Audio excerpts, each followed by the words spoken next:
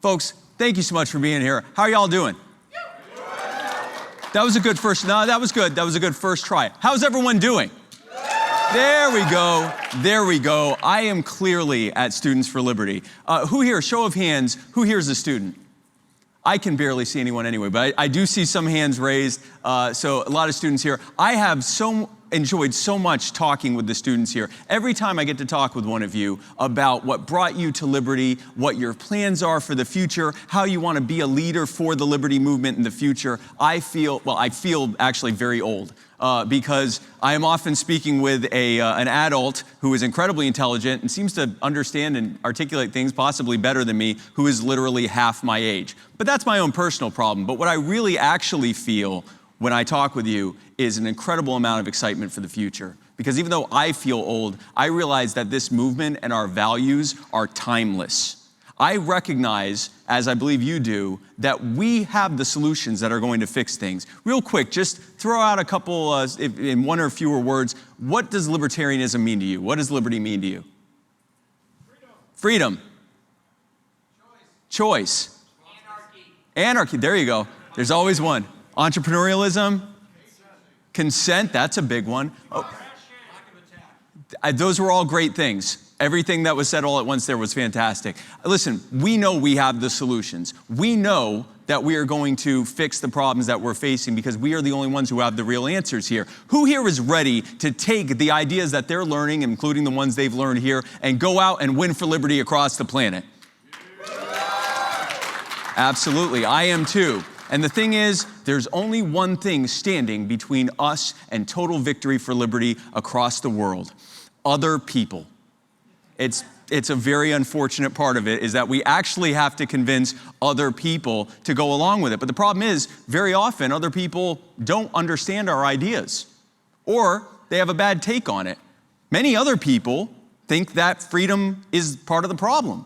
They might think that we're too free. They might think that we need even more regulations. Now, how do you deal with someone like that? I think we all know the answer. You tell them they're wrong online, you argue with them endlessly, and then you make memes about how stupid they are. Thank you so much. Thank you. Thank you. No, I'm concerned about how many of you just clapped for that. Listen, I get it. I like arguing on the internet as much as anyone else here. And that's unfortunate because I shouldn't be doing that. I should be leading by example. But you know what I like more than arguing? I like tapping into what they already agree with us on. I have found, and I think you'll agree with me by the end of this, I have found that we can boil down not just the ideas of liberty, but how we can win for liberty into an idea that just about every single person agrees with. And that word is respect. I'm going to prove it right now. Thank you. I'm going to prove it right. By the way, anytime you want to clap, I will stop, okay? This is a... Thank you for that completely unprompted applause. I appreciate that. I'm going to prove it right now. Who here is against respect? There we go. The thing is, we all intuitively understand that respect is good, but I'm going to go even deeper with this. To be here at Students for Liberty, to leave wherever you live and to come here, interacting with everyone here and then going home, you will likely interact, not just here, but everywhere that you've had to go to get here and back home. You will have to have interacted with thousands, tens of thousands, possibly even hundreds of thousands of people that you've been in close proximity to. And the vast, vast majority of all of those people that you interact with are complete and total strangers. You know nothing about them. You don't know what their values are. You don't know what their aims are. You don't know what they have planned. And yet, for the most part, you have been able to come here and go back home, and you have a reasonable, relatively reasonable expectation that you are safe. The reason that we have that, and it's that expectation that allows us to thrive. It is that expectation that we are relatively safe that allows us to be able to be as prosperous and harmonious and happy as we are. Well, what is that expectation? We have an expectation that that just about every single one of those people will have a basic level of respect for us as individual human beings, and that we in turn will have that same respect for them.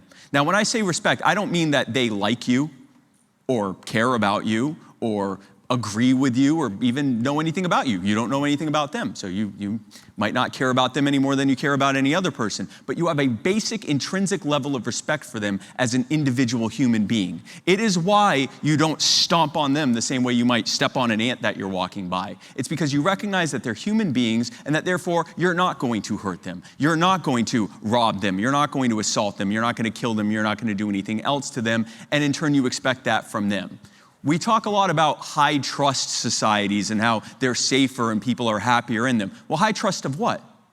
Trust that there is a basic level of individual human respect that everyone or just about everyone in that community or that neighborhood or that country or society or whatever else have for one another. Now, this is something that intuitively, intrinsically makes sense to the point where we don't even really think about it. I could say this to a 7-year-old, hey, if you respect other people and they respect you, then that's good, right? And they'll say, yes, of course. Everyone knows this. And yet, so many of us, no one in here, of course, we're all very, very smart, but so many of us will put that expectation aside for the government.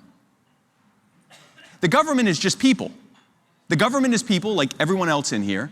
Might be a couple lizards, but for the most part, they're human beings just like you and me, thank you. For the most part, they are human beings they are all human beings, let's be clear. I want to be clear. I have no evidence that any of them are lizards. And so these are human beings who, if they were not acting in that capacity as a government official, a politician, a law enforcer, a bureaucrat, whatever their position is in the government, if they were acting outside of that capacity, we would expect them to respect us.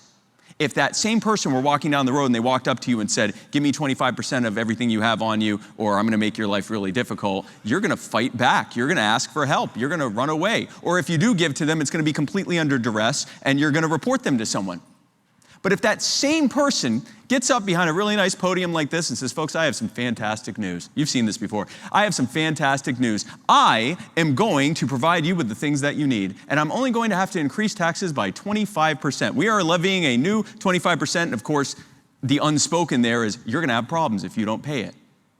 Now, we recognize what that is. It's no different than the person walking up to you and saying, you have to give to me. But many other people look at that and go, 25%, man, that's going to be rough. I wonder what we're going to get in exchange for it. Or they might say, you know what, I'm sick of all these taxes. I'm not going to pay any more of it. I'm going to go speak to someone about it.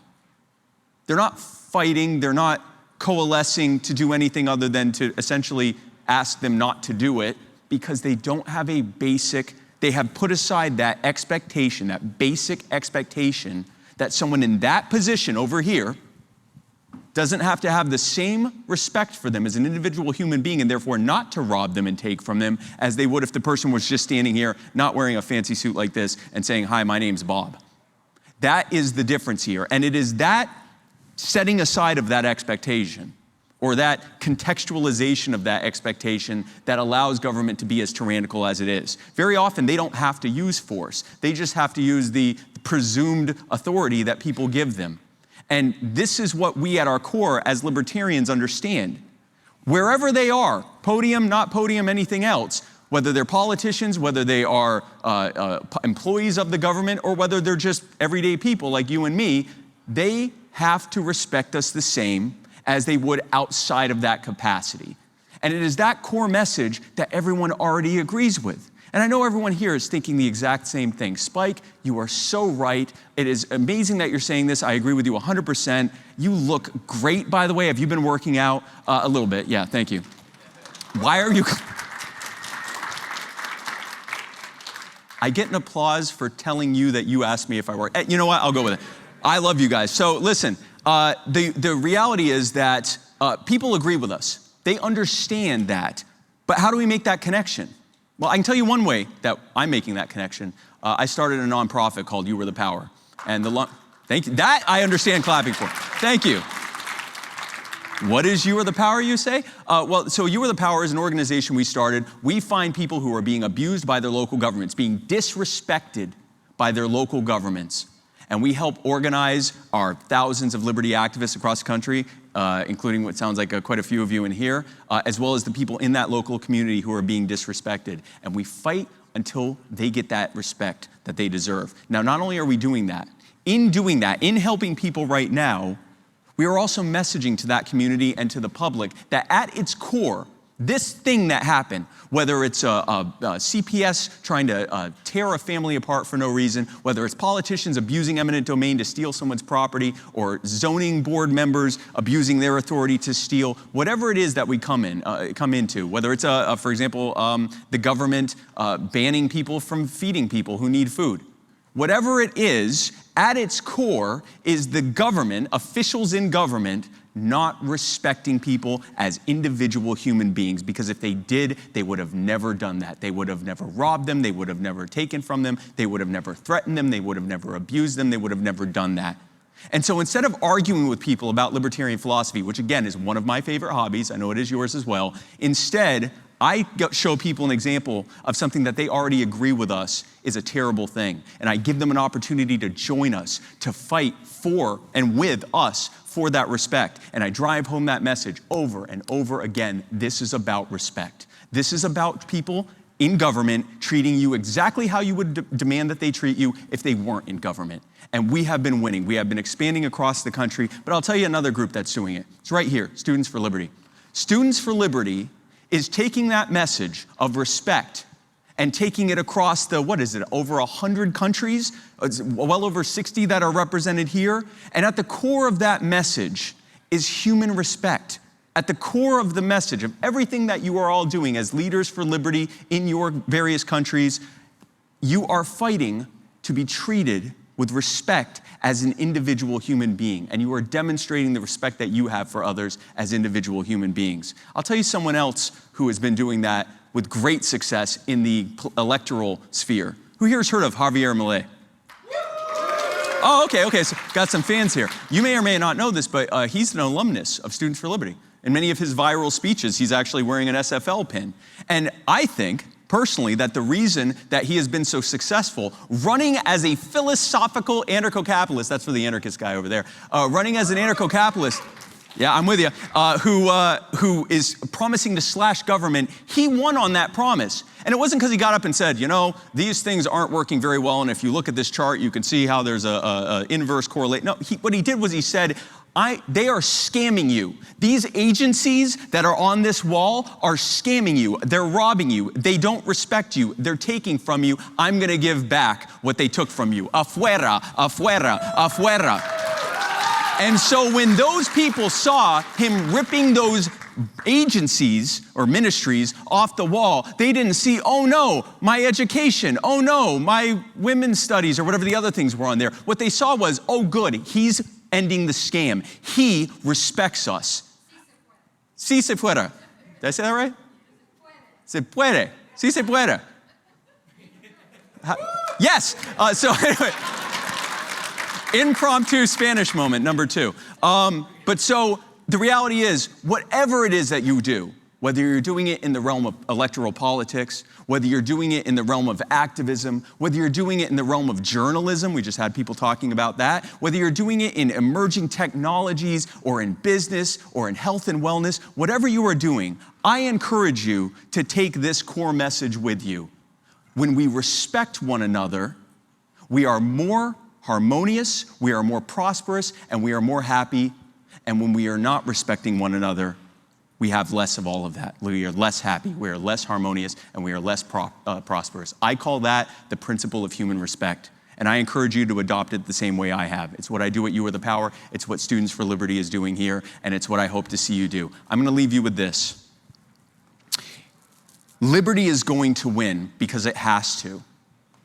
If we're going to go from this kind of slow managed decline that we are starting to see now to a future that we can't even imagine, it's only going to happen with freedom. It's only going to happen with decentralization of power. It's only going to happen with free market capitalist economics. That is the reality of it, and we're the ones who understand that the best. And so when we win, it's going to be because of you. You are going to be the people that they talk about in your countries, including if it's in the States. You're going to be the one that they talk about. The people who said, no, I'm not going to go with the status quo. I am right, and here is why I'm right, and here is why I expect you to join me. And if you use respect, whatever messaging you use, I encourage you to go forward and keep fighting for liberty. That's the rest of my time, folks. Thank you so much for being a part of this. I want to ask you one more question. I don't know about you, but I am here for nothing short of a revolution. Now, who's with me? Thank you. Thank you, guys. Thank you so much.